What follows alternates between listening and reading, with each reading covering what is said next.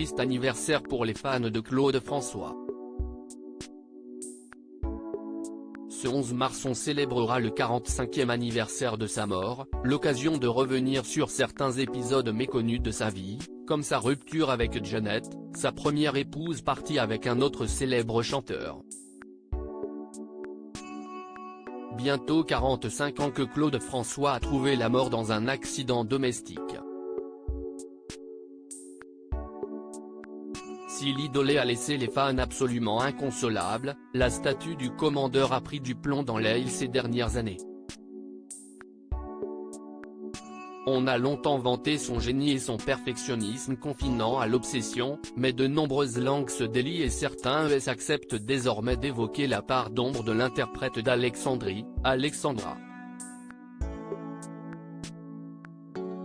Parmi elles Sophie Darel, ancienne partenaire de Guy Lux, qui a raconté comment le chanteur l'avait agressée, en la jetant de force sur son lit.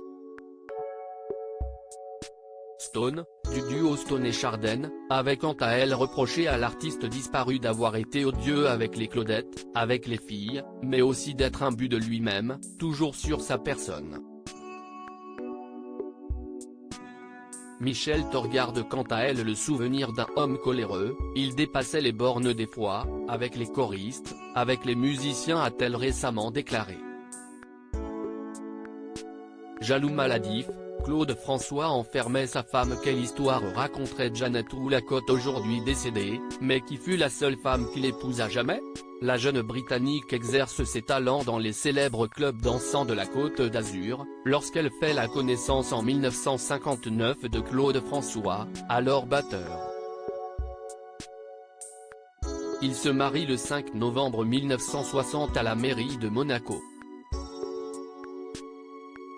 Sur les conseils de Sacha Distel et de Brigitte Bardot, le couple monte à Paris l'année suivante et emménage dans un appartement à Montmartre.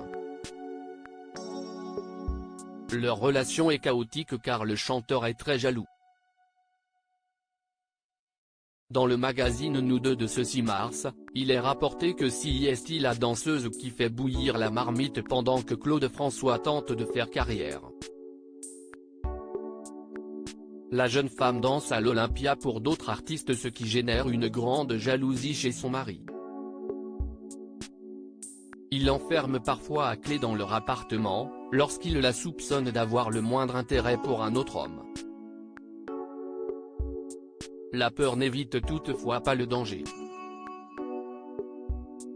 La jeune femme finit par le quitter, quelques semaines avant la sortie de son tube Belle, Belle, Belle.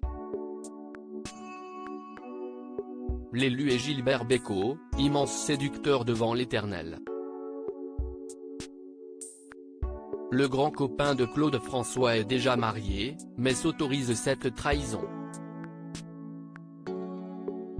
Après le divorce de Claude et Janet en 1967, Monsieur 100 000 volts et la danseuse britannique accueilleront une fille, prénommée Jennifer, la seule du couple.